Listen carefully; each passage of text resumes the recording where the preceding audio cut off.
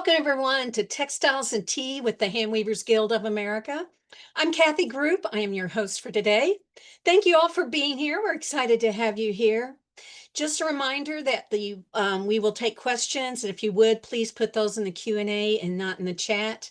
I can't always see them if they're in the chat, but we'd love to have those comments there. But we want to see your questions in the Q&A.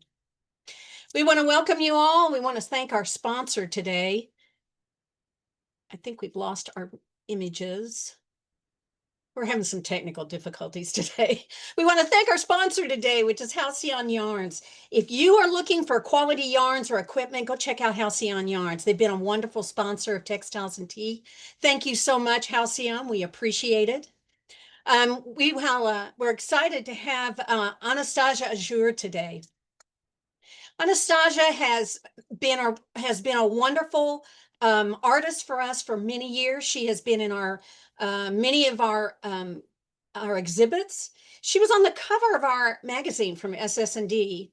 She has started out in a variety of areas. She's done jewelry, she's done fiber, and then she's moved on to a combination of those. And now she has taken it to a new level where she's using materials in these forms, and they're just beautiful. And we're going to learn more about her today. Welcome, Anastasia. I appreciate you being here. Hi, Kathy. Thank you so much. And thank you, HGA and Halcyon, for having me. This is truly a pleasure. Well, we're going to start off with a silly question. What is your favorite tea? Oh my goodness, that's like the toughest question. That's like, what's your favorite color? I know. So what is in my cup today and joining us is my friend Winnie's Mint Magic, that she grew the plants, and my friend Doug that made the cup. And then all my Wow. friends that are here joining. So, oh my goodness, thank you, Susie, and I see Jerry and Christine, Sarah. So Kathy, please call me Anna. Anna, all right. Will do. How did you get started in fiber? Everybody has these great stories, and I bet yours is no different. I got started in summer camp when I was about 6 years old. No, really? Summer camp. Yeah. And I'm not sure if you know, it's sometimes called GIMP or Yep, yep. boondoggles, but you do these kind of lacing stitches of the Didn't we zipper, all? the box, the spiral. And so that was my first entrance in of working with a flexible linear material to Uh-huh. then make a personal adornment, right? So like how many bracelets did my mom wear, or like my dad with keychains? That was my greatest joy, this idea that you can make something that then someone carries with you. So jewelry has been my love since I was 6, and it started with the plastic lacing GIMP. Wow. Who knew? Who knew? You stated that you view your work as having several parts, sculptural, adornment, and then installation and pure exploration. I love the exploration part. How do these impact on each other? How do they work together? Or That's a really great question. The pure exploration really is kind of how I started out of, what if I put fishing line on the warp? What if I weave with wire, even, if it's really thick wire and maybe is tricky. So this idea of pure exploration, of just trying, putting something on the warp and just playing, that there's not an objective as there is when I am making a piece of wearable art or jewelry or a sculpture, which is kind of like a adornment for a wall, is how I think of it. So they do play back and forth with each other. So, the exploration then informs what I make for the jewelry, then the jewelry can inform the larger wall adornments, that then it's, continues the exploration. So it is, part of a cycle. well, your work has such variety, and in one way it has variety is the size. So this next image we have is a comparison of your work, how big and how small it is. So when you're switching back and forth to a large installation to a piece of jewelry or the center of the installation, it could be that also. how do you reset your thinking as you approach this? Do you have to have like a different mindset? Um, it's interesting. It really is the same mindset of how does geometry puzzle piece together and how do shapes nestle and interact and connect and communicate. Um, and it's interesting because, I have previously started with the jewelry pieces that then when I was giving a presentation of a small brooch on a big screen, it was, oh my goodness, what if it could be that big? And so the jewelry then informed the sculpture, and now the sculpture can inform the jewelry. So I work back and forth. Yeah. Well, I love the difference between the two, but you also see the similarity. It's like that theme seems to run through it. And the piece on the right is a square faceted ruby. And I'm weaving with colored wire. And if you see behind it, there's actually two sculptures that I'm trying to figure out which sculpture this is going to be the perfect center for. And I Right. hadn't done, there's like another piece that goes, there's a third ring to it, but I actually made two sculptures because it was a really important commission for P&O Cruise Line. And I wanted to make sure that it was done really well. So I gave myself some options on that. Oh, that's amazing. So now, didn't you start out in jewelry first? I did, yeah. My background is in silversmithing. I started Oh, I making, didn't know about the silversmithing. Oh, yeah, okay. jewelry in high school actually. So we had a jewelry smithing program, and I started out as a jeweler and went to California College of the Arts as a jewelry major. And I had a teacher recommend that I take a textile class, and I took a textile printing class, and it was everything that jewelry wasn't. It was like big, bold colors and flexible, moving fabric. And it was just like so exquisite versus the jewelry, which is like small and precise and tools. So they really had this beautiful complement. And I took a weaving class the next semester, and that was that. My jewelry teacher said that I'd gone to the dark side, but it's the side of light, and it's about blending both the jewelry and the art and the sculpture that really has brought me a lot of joy, and I feel beauty to the world. So when you're designing your pieces and you know you're going to put the smaller piece in the middle, which comes first? Do you design the center first? Do you design the outside first? Back and forth?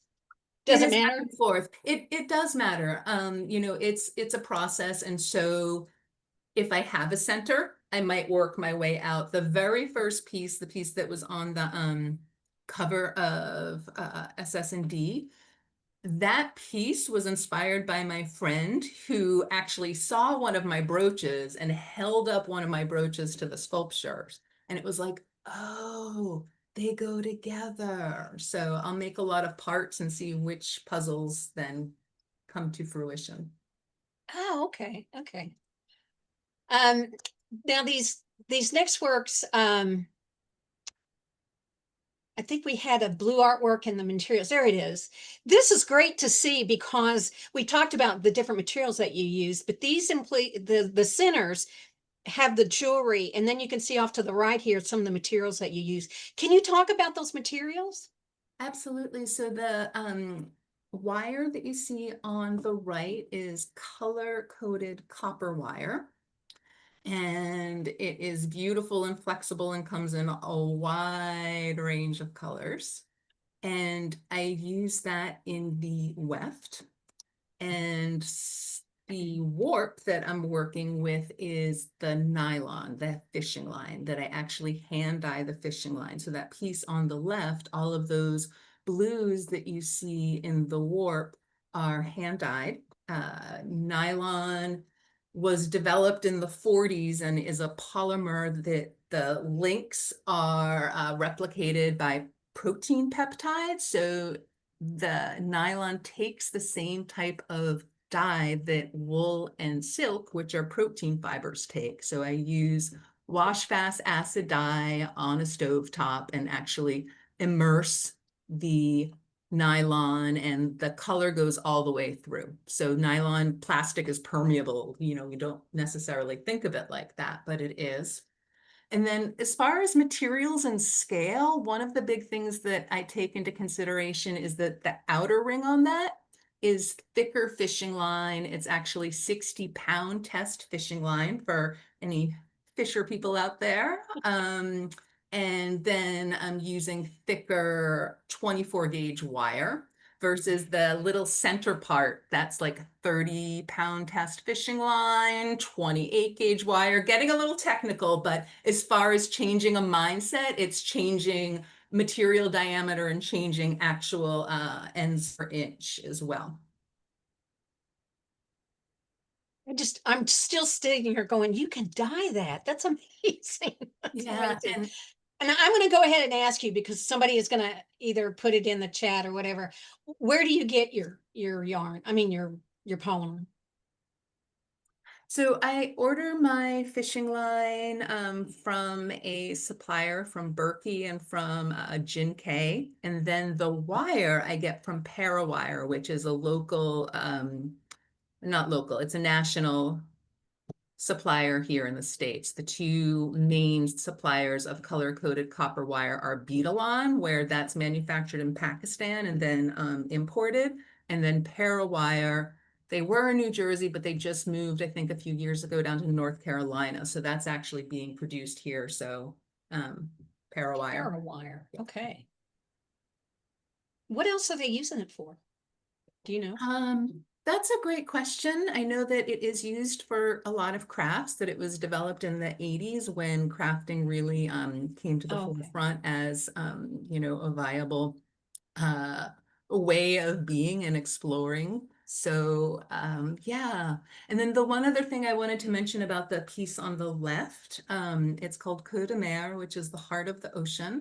And that was commissioned by P&O Cruise Line, and they actually weren't interested in the physical sculpture. They wanted an image of the sculpture. And that image of the sculpture is in the cabin of 2,734 cabins on a P&O cruise, all sailing around the Canary Islands. Really? Yeah. They wanted the image of it. Yeah. Oh. So is this the piece where you were holding up while ago, the brooch? Yep, Oh, okay. absolutely. All right. It's kind of hard to see from a distance, but I wanted to make sure we talked about that. That's great. It makes me want to go take a cruise. I want to see it. Me too. Let's go. Because you know that's the only reason why you would really want to take a cruise is to go see your work.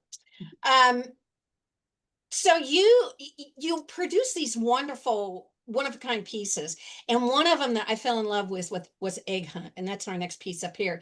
But you were talking about how it take months to weave this, right? Yes, this piece I did during my residency at the Appalachian Center for Craft. Oh, And it was about a 6-month piece, and it was my piece that took the longest to date at that time. And I developed a way of working that I start with paper model. So I actually will cut strips of paper the same length and width that I know that I can weave, and then figuring out how to interlace the pieces of paper to mimic quadruple cloth, which is what this piece here is, Egg Hunt. And it's, you know, wearable art, that idea of like sculptural adornment. You had shown it at the beginning, and seeing it from a different angle, it looks like this portal and is like this square, but then being worn, it's just this blossoming flower. And the work on this piece, you can see kind of the pinstriping of the magenta colors. That is this kind of color pigment inlay that I'm doing directly on the warp with Sharpie marker.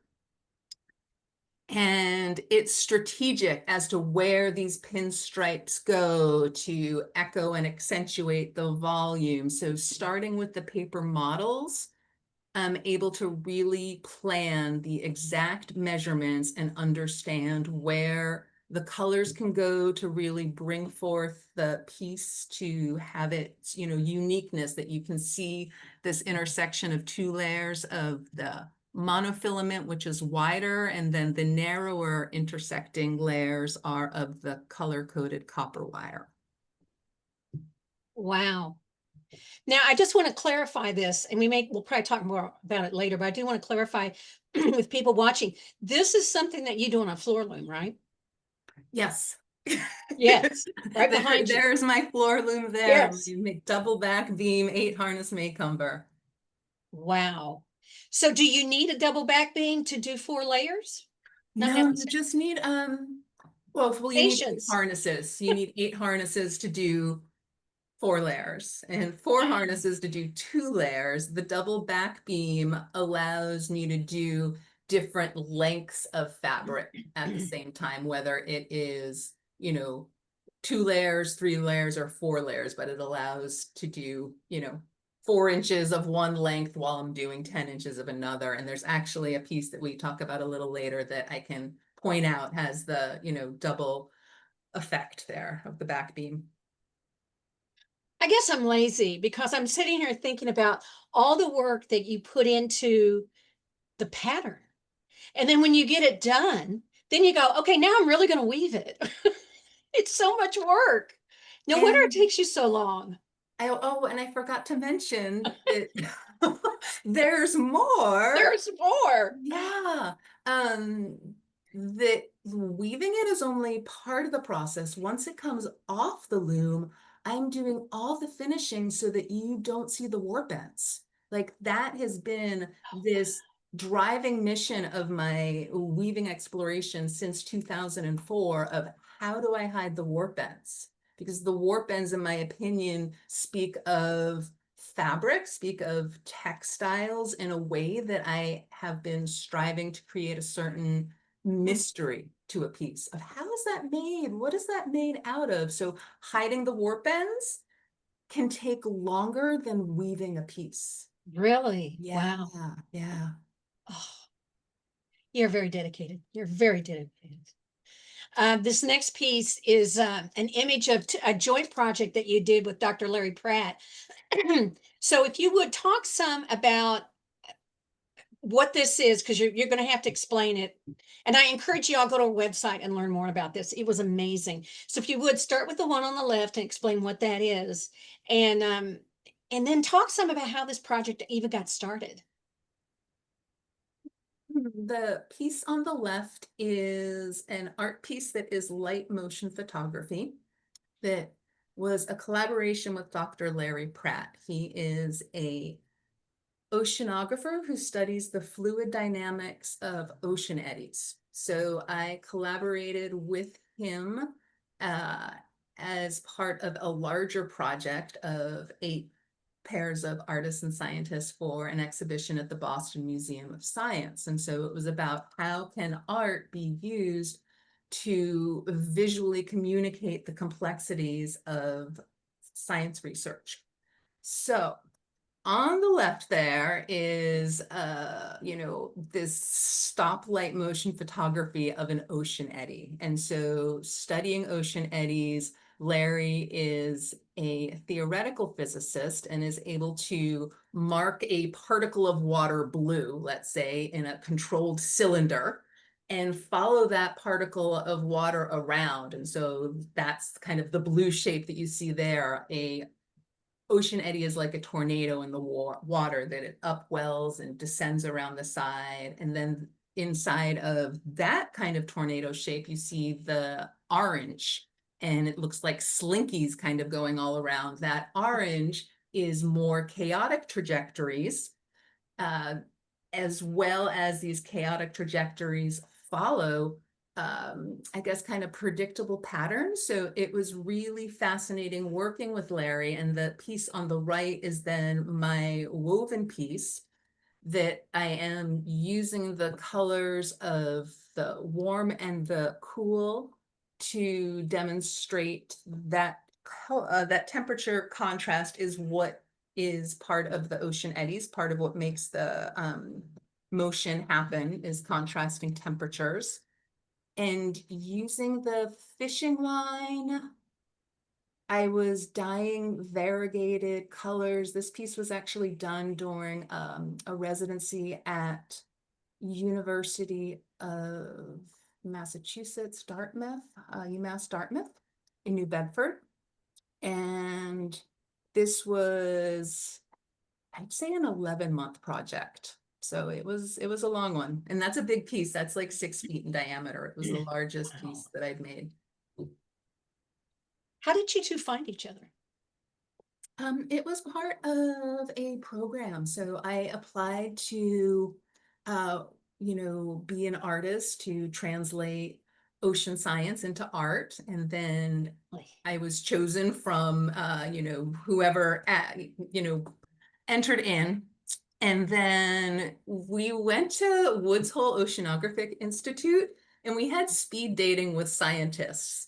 And it was the funniest thing because, they had all these scientists that wanted to have their artwork, or have their science be shown in art. So we had chances to meet with all different scientists to learn what they were about and share what we were about. And Larry's work was really, there was a certain mathematical complexity to the interlocking geometric shapes that then also reveal the underlying template of the ways of water and how water exists and behaves. I just visualizing the speed dating. I love that. I love that analogy. That's great. Um, this next piece is that you refer to some of your works as mandalas. Would you share with us first what your idea of what a mandala is or does, and why are they important to you? Mm. So a mandala is a geometric shape that connects us as humans to a greater cosmos. So there are elemental shapes, and the cosmogram of a mandala is a square, a circle, and a cross. And so the circle is this idea of the celestial, the square is the earthbound, and then the cross is the intersection of the two. And mandalas are used in all different types of religions, spiritual traditions across all time. And there's something that's really powerful that geometry can be a vehicle of communication and connection to something larger than ourselves, that we are also part of ourselves. And the act of art making and making mandalas is just something that I find so soothing and beautiful. There's something about the radial symmetry and, Mhm. that moment of like peering into a flower and just that beauty of nature and the complexity of shapes, while it's also the simplicity of shapes too. Oh, I love this piece. What is this piece made out of? That is woven fishing line with sterling silver. And then there is the backing brooch that's made out of sterling silver and then accentuated with the pearls. So this is a piece that's called trifolium, and it is 3 inches in height. So it's a wearable piece. So something this small, you still use the loom behind you to make it?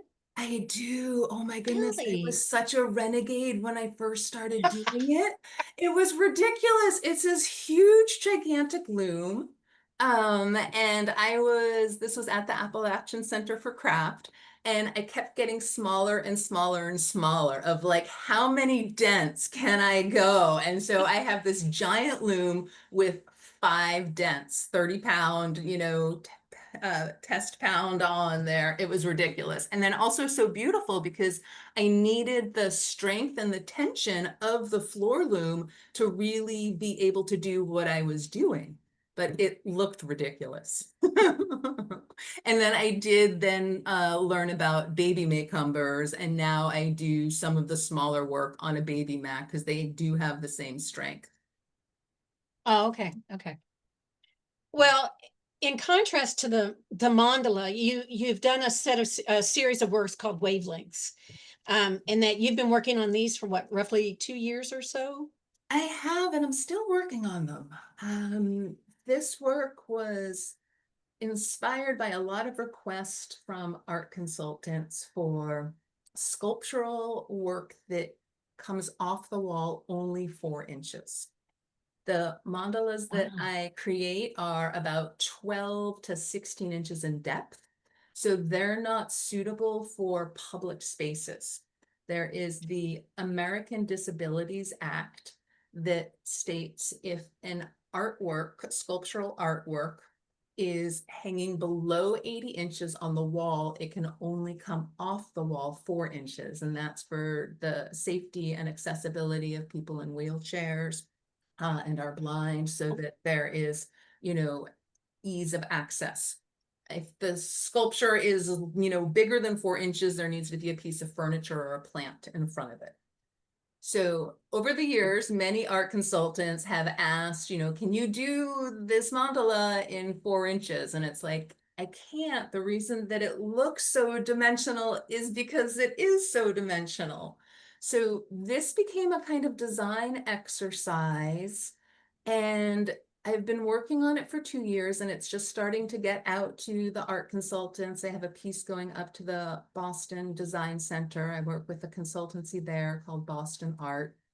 And it's really a transitional body of work for me because it is not connecting the warp ends back on themselves. So it's not a circle. It's, essentially these linear elements, and really taking a look at how infinity can be represented with something that does start and stop, and how these sculptures can be bringing forth a invisible wave pattern. So this idea that, we are surrounded with electromagnetic waves, sound waves, all these different data transmission waves like that exist, and how can those be made visible in a way that is pleasing and intriguing and creates an optical effect. So when you see these pieces in person and you walk around them, there's this beautiful illusion of moire that happens, of like two screens overlapping, so the fiber becomes really enlivened. And so that's been something that really has been interesting for me in my work, is, how to shift perceptions.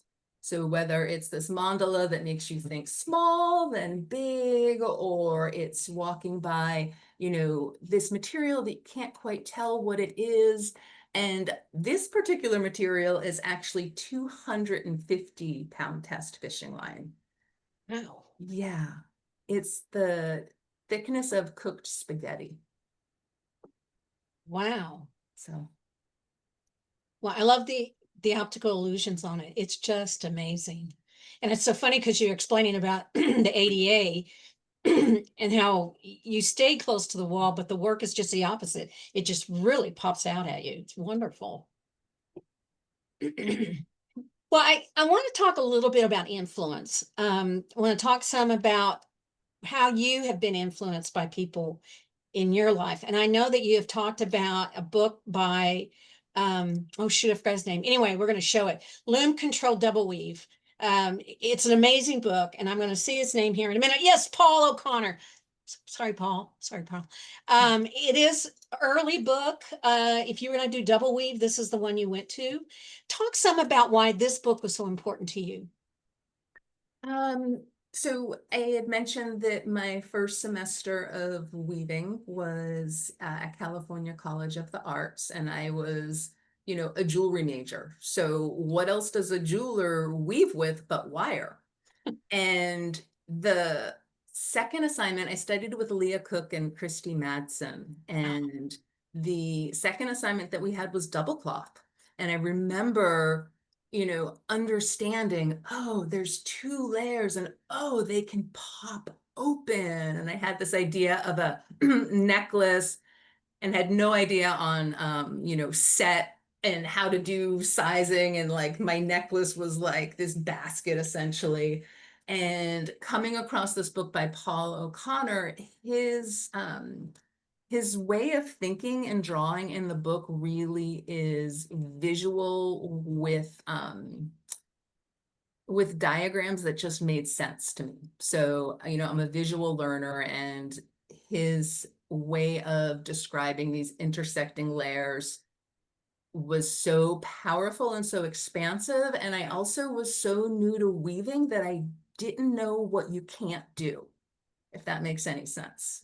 So, Leah was like, oh, you can't weave with super, super thick wire in the salve edges. And I'm like, well, why not? Like, let me see. And, needing to go find weights to finagle working with heavy wire, and finding fishing weights, and then finding fishing line. So Paul O'Connor's book just opened my mind exponentially.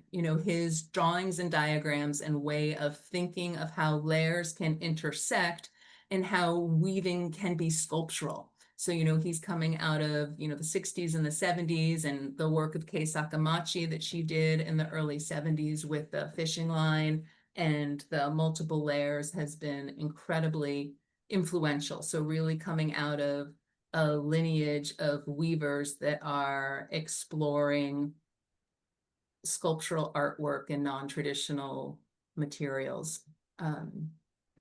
Has been really important. And this book is out of print. And I talked with Margaret Coe. She has been working on republishing this book. And there was, I guess, some records that were lost and now have been found. And she's going to be republishing it early next year. So if you don't want to pay $250 on eBay for this book, you can be purchasing it from Margaret Coe next year, or checking with your Weaving Guild library. A lot of weaving guilds have this book. It's historical. It's part of, an important transition from, textiles into fiber arts. Well, thank you, Marge Coe. I don't know if she's watching today or not, but thank you. We love it when these books come back. They're just so important. So let's keep talking about influence, because I was surprised at your reaction during rehearsal when we talked about this question, because you have such influence on people, whether you know it or not, because it never ceases to amaze me. We'll be talking about somebody and they'll go, like Anastasia Azure, because they're referring to what you've done and some of your cutting edge stuff that you've done. So I'm curious, what would you like to say is your influence on people? What do you hope you're influencing people? Because you do, whether you know it or not. Thank you.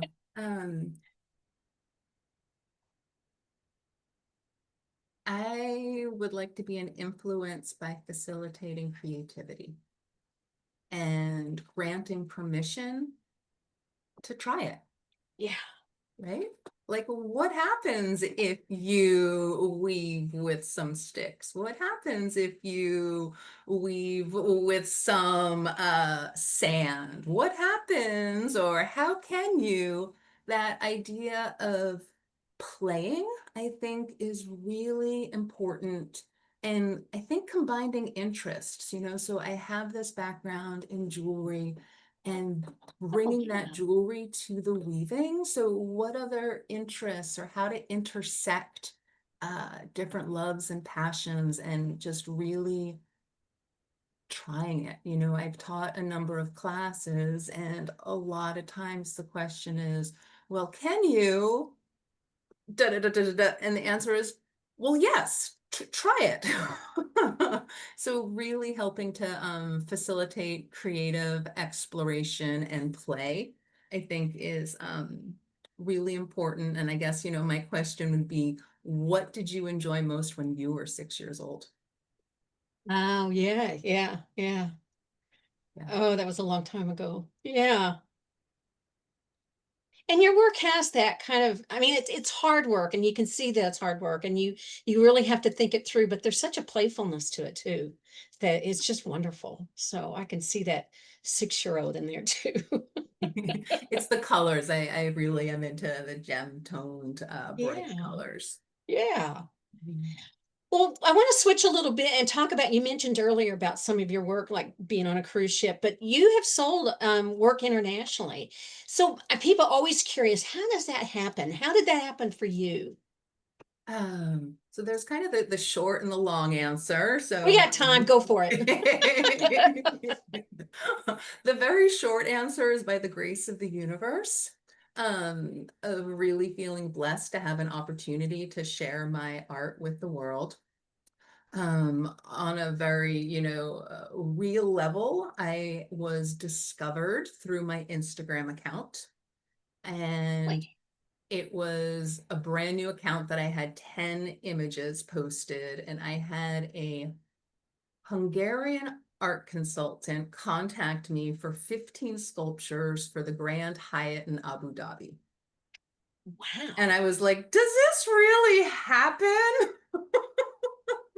Wow. Yeah. That's amazing. And it did happen. I needed to move from my 400 square foot studio to 1,000 square foot studio, purchase 2 extra looms, hire people. I had 6 months to pull it off. It was quite Ooh, a little astounding. stress. Yeah. Yeah.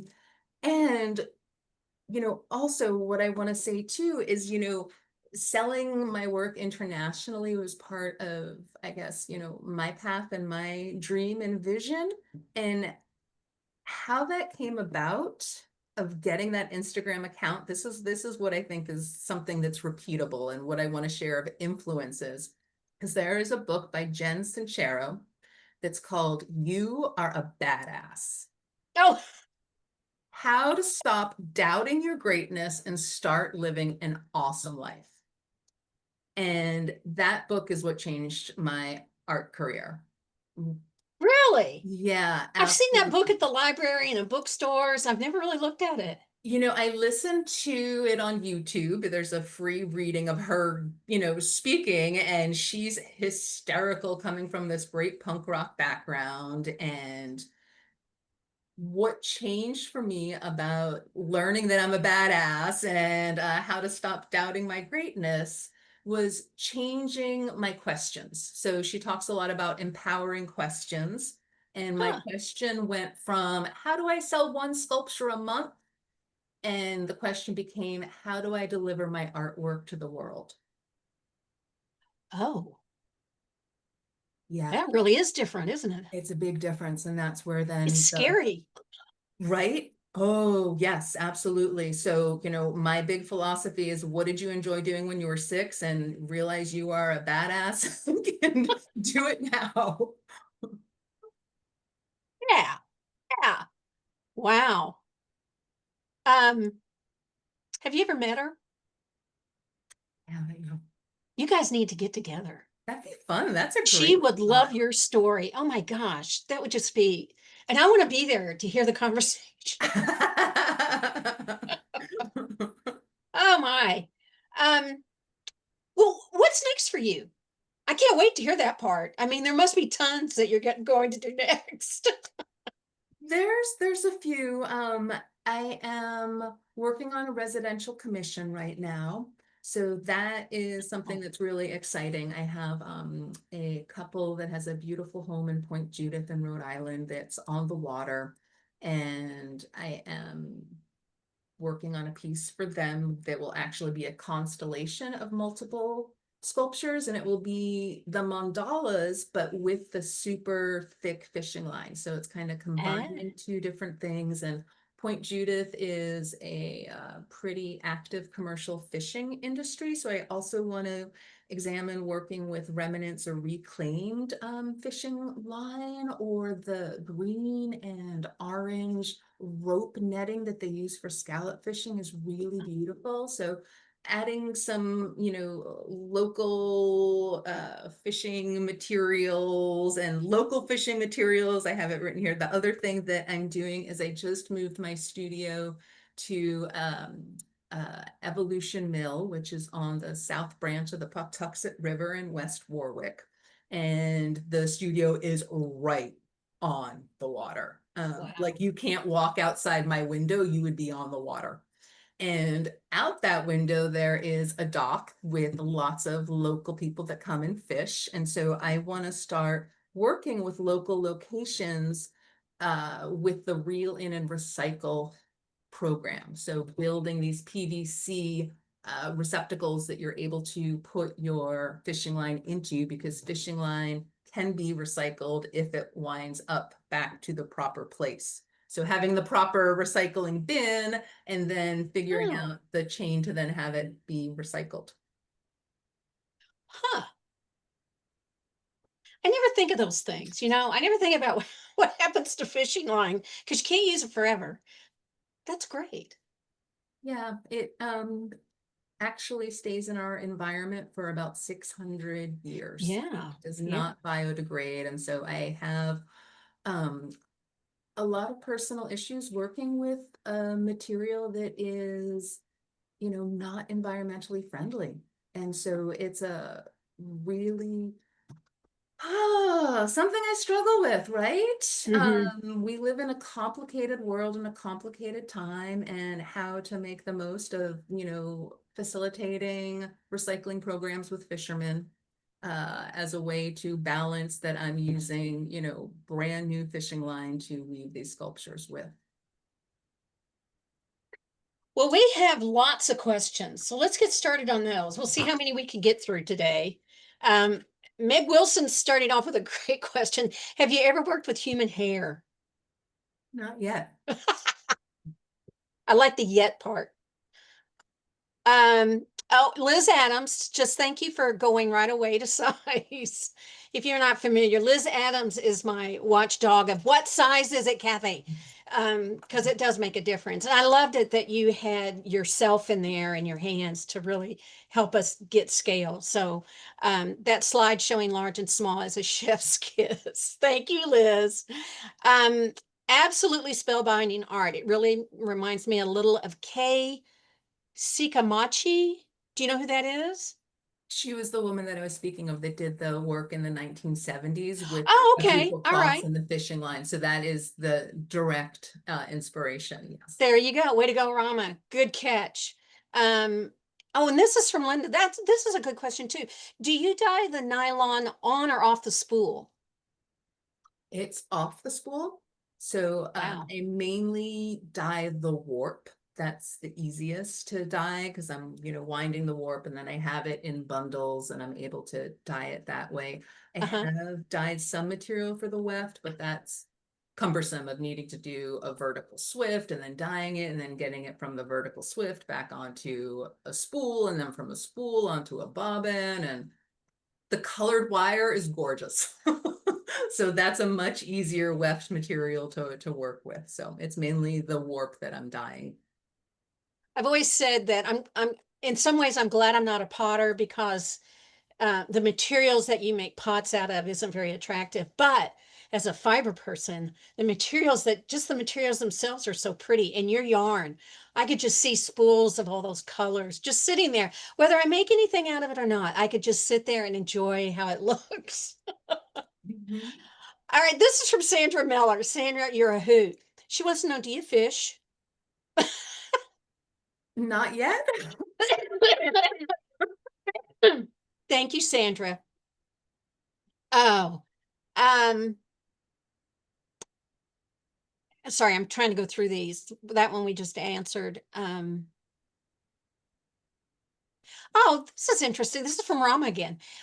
She said, do you find that art is exciting while you're making it through the process, or does the magic at the end make it exciting for you? I think that's right, what I'm saying. Hmm.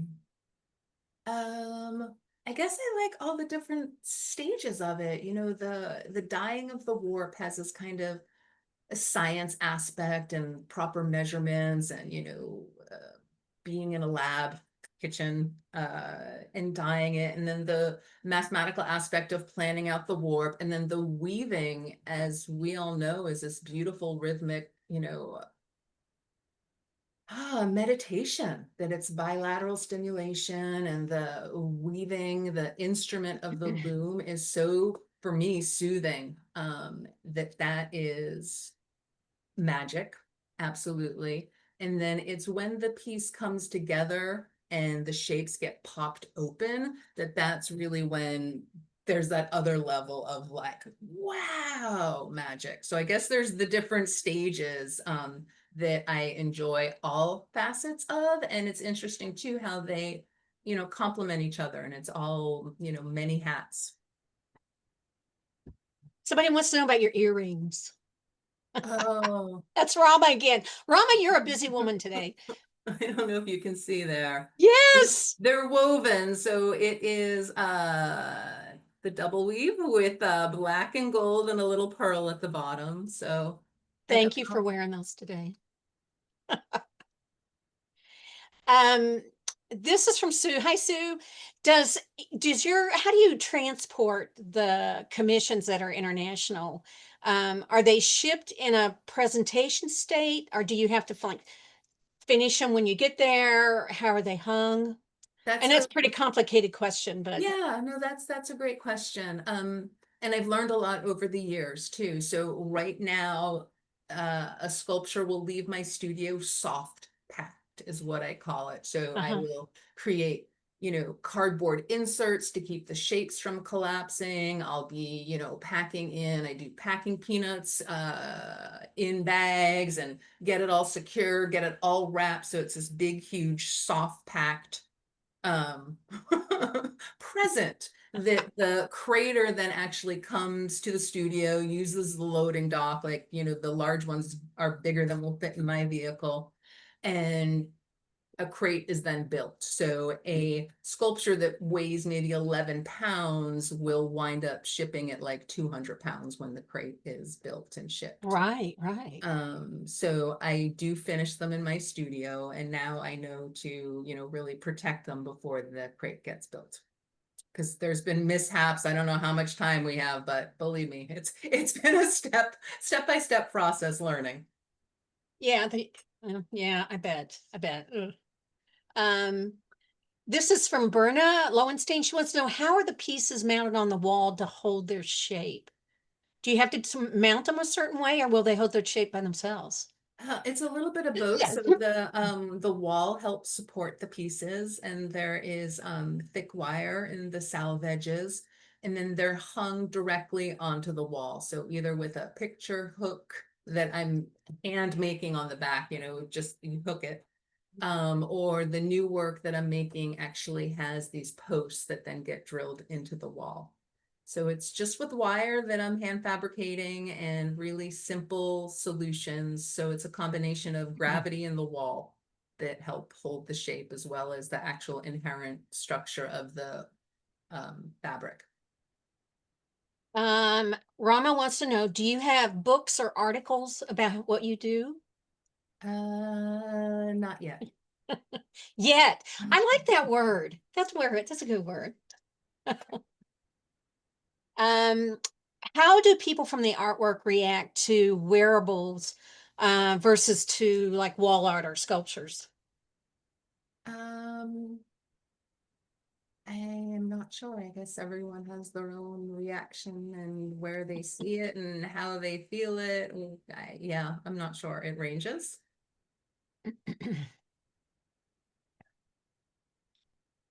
Um, But I can tell you a funny story about the shipping. oh, please do. So when I was first starting out, I had this one sculpture that I did not soft packed. It left my studio. It got put into a crate. This crazy thing happened in a crate that a paint can spilled over. It showed up in Atlanta at the art consultants, where they actually had like a knife and they're trying to like scrape off the like Oh, partially dried paint off this piece. This piece shipped to Half Moon Bay, California, to get put up at the Ritz-Carlton. I contacted the manager at the Ritz-Carlton, and I was like, oh, did the piece get hung? Can I see it? How's it looking? She sent me a picture, and it looked like it was crushed. And I actually got oh. flown out to the Ritz-Carlton to fix it. So that was the biggest mishap. And now I soft pack everything, but it was a funny way to learn. How could you fix it? Carefully with reshaping it and, popping it Oh open, my and God. yeah. Well, I'll get on my soapbox here for a minute. From the exhibits that we do here at through HGA, and Mandy's back here cheering too. You just can't tell people overdo it, don't just protect your piece, pack it lovingly and overdo it if you have to. And, you know, be careful that it gets where it's going to get. And I just hate it when pieces disappear or they're damaged or whatever. So thank you for sharing that story. It's a good, it's a good lesson for everyone. Um, Lou Morgan wants to know, have you ever combined yarn and warp with wire and nylon weaving? You used yarn for a while, didn't you? I did, yeah. When I was first starting out in undergrad, I was weaving a lot with yarn, with indigo dyed silk I was really interested in, Ooh. as well as hand dyeing rayon. And there's something about the emotional softness of using fiber in conjunction with the strength of the metal and flexibility of the fishing line that's a really poetic interchange of the materials. This is from Gretchen White. Do you have any photos of the piece on the loom or just off the loom so we can see it flat? I don't today, but I do encourage you, and we'll talk more about that. I encourage you to go to your website because you have that either in Instagram or on your website, right? On my website, there's a video. There's a link to a There video you go. that you can really see the process. Yeah, Gretchen, it's much better than me trying to show it here. And I do encourage you all, go take a look at it. It's magic on a loom. It's magic. Um, Carol Ventura wants to know, do you burn the ends of the nylon warp on the 4-inch vertical pieces Uh, or on I anything? Okay, so the newer work that I'm doing, I'm not burning the ends. I am actually capping it with a little vinyl tubing. So hi, Carol, it's been a long time. And it was actually Susie Bollinger that was like, just put a little piece of vinyl tubing on the end of that. And I was like, oh, all right, thanks. Nancy wanted to know about the book, and I'm assuming, Nancy, that you're talking about the Double Weave book by Paul O'Connor. I've put that in the chat. A couple of people were asking about the book. I think that's the book they were talking about. So that's in the chat if you want to Google it and check with your guild to see if they have a copy of it. Or, like you said, you can spend $254 on it on Amazon or eBay. You can Um, contact me. I have an extra copy too. Oh, you're going to get hordes of people contacting you. Um, let's see. Some of them we've already answered. So, have you tried working with 8 layers or more? This is from Karen LeBlanc. Oh, Karen. Oh, you're a challenge. If so, can you talk about the process? You know what? I'm gonna just give that one a solid no. There's not a yet involved in that. I That's did just a on that no. one. Too many layers, not enough time. Oh, and somebody else is asking about your loom. It's a Maycumber, right? And it's 8 harnesses. Correct, yes, an 8 How harness. wide is it? It's a 32-inch. Okay. Not that it matters because you can do real tiny as well as big. Um, this is from Jenny. She says she was shocked also that you can dye fishing line with acid dyes, no less. Can you talk briefly about how you do that? Is it like, do you do like a dip method or do you submerge it? Do you have to leave it a long time? I mean, I don't I want you to have to do a dye workshop here, but just to give us a Yeah, just a quick overview. overview. I am following the recipes for, acid dyes. I'm not Uh-huh. adding salt, but I am adding citric acid or vinegar and activating the dye.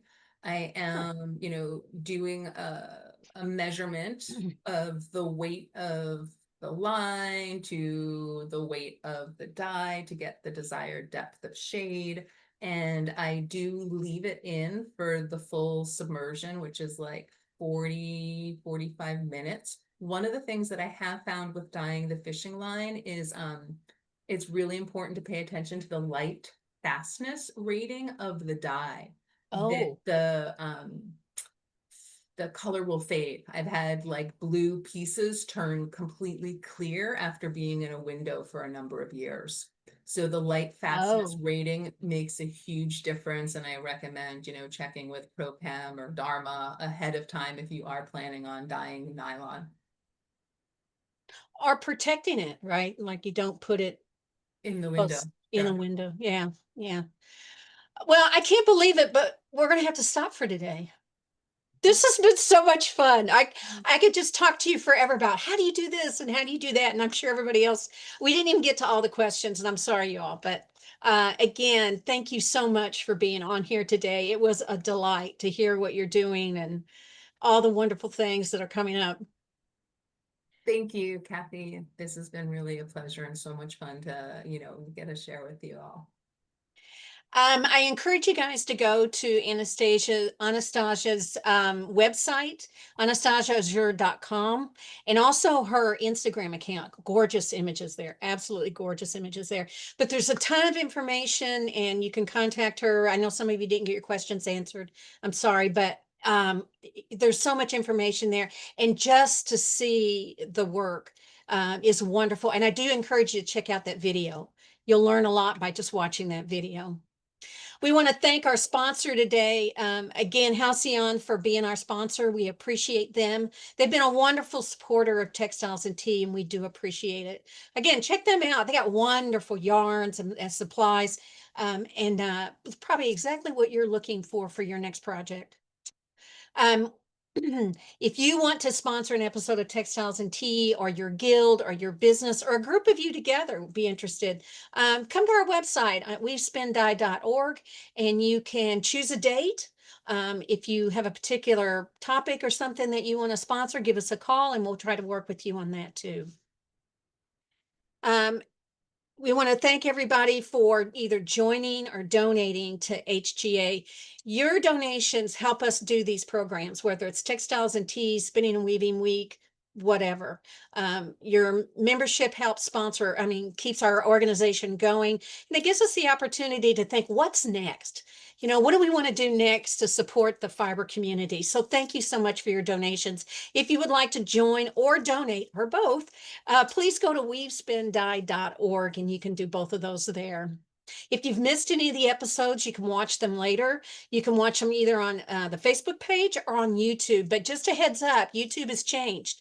Facebook has changed, and now they only give us 30 days. We used to be on there forever.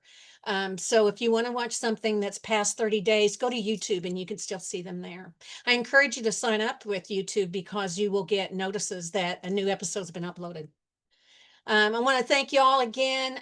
Next week, woohoo, we're going to have Brescia Krabologic Logan, another woman who has just pushed the boundaries of materials, just like Anastasia. So look forward to that. Hope you guys have a wonderful week. Thank you so much for being here. Happy tea.